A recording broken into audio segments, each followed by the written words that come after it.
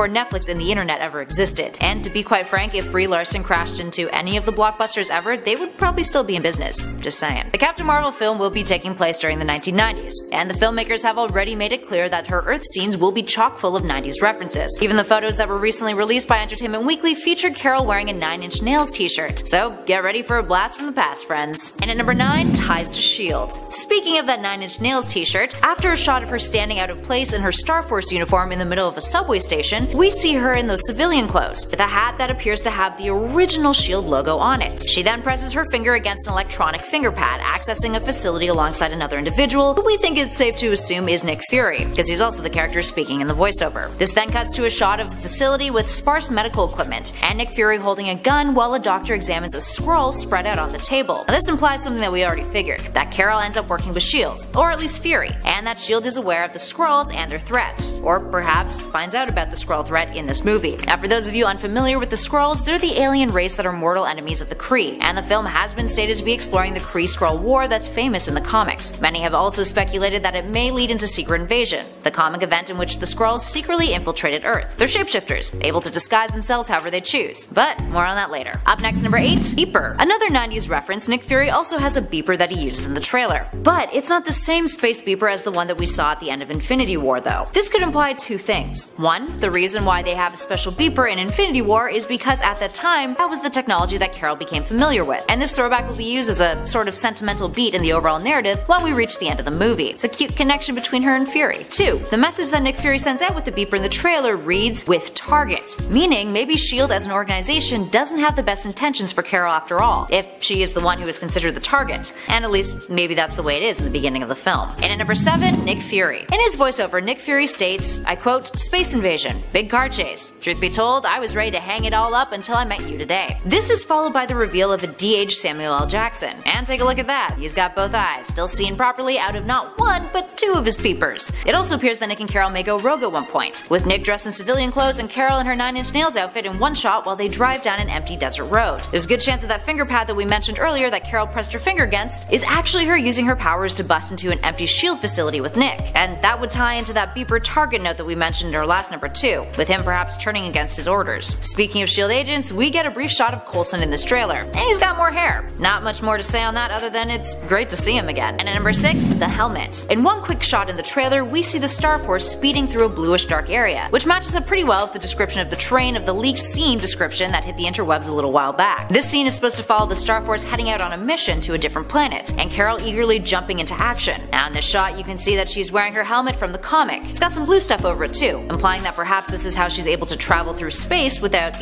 not being able to breathe, or perhaps being able to survive other poisonous elements. Now this helmet is from the comics. It received a lot of criticism over the years for being kinda silly looking, but it's a nice touch to see the filmmakers incorporate it into her Star Force uniform. You also get a better look of it towards the end of the trailer too. And at number 5, her powers. See Carol drop to the ground after a sequence of her as a child and a youth falling also to the ground during various activities. It appears that she's near something that looks like a crater of sorts. Perhaps an alien ship has crash landed nearby? Then, later on in the trailer, we see her in her pilot uniform being thrown back by a blue blast of energy. Could this be the event on Earth that gave her powers, in which her DNA was melded with Kree DNA? Now in the comics, when Carol first appeared, she was a supporting character to the then Captain Marvel, who will be played by Jude Law in the movie. During the explosion, Carol's DNA melds with his, making her a half-Kree hybrid, and she eventually takes up the mantle of Miss Marvel. Now according to Marvel Studios, we know that her origin will be changing slightly, which is also pretty obvious from this trailer, but it's still a safe bet that her powers come to be in a very similar way as they do in the panels. And at 3, Carol's memories. In the trailer, Carol describes that she keeps having flashes of memories. We see a shot of her looking out over Kree-Lar, the city on Hala, intercut with her on Earth in a previous life as an Air Force pilot alongside Monica Photon Rambeau. She goes on to describe, I quote, "I see flashes. I think I had a life here, but I can't tell if it's real." This is followed by an epic shot of her in braces in some sort of contraption that is shooting energy into her temples, and appears to be some sort of memory wiping machine. Are the Kree wiping her memory? The fact that she can't recall her previous life, or perhaps how she got her powers, means that maybe her position on the Star Force isn't actually a voluntary one. The Kree could be using her abilities for their benefit, and the story she's been told about how she ended up on Hala may not be the truth after all. Which leads us to our next number. At 2, is Mar-Vell the antagonist? Could Jude Law's Mar-Vell be the real antagonist of the movie? If this trailer hints at anything, it's that the Kree have taken Carol's memories away, and that Carol also gets her powers in a similar fashion as she does in the comics. Could Mar-Vell be betraying Carol's trust in actuality, having accidentally given her powers when he crash landed landed on Earth and then abducted her, taking her back to Krelar to use in the benefit of the Kree people. At the very end of the trailer, there's this really badass sequence of Carol standing up and clenching her fists. It then ends on a shot where we get to see a tiny glimpse of her Captain Marvel uniform before its big end trailer reveal. Carol makes a fist in her red gloves, while facing a figure standing in front of her that's out of focus. That figure has a fair complexion, does not make Fury, and it doesn't look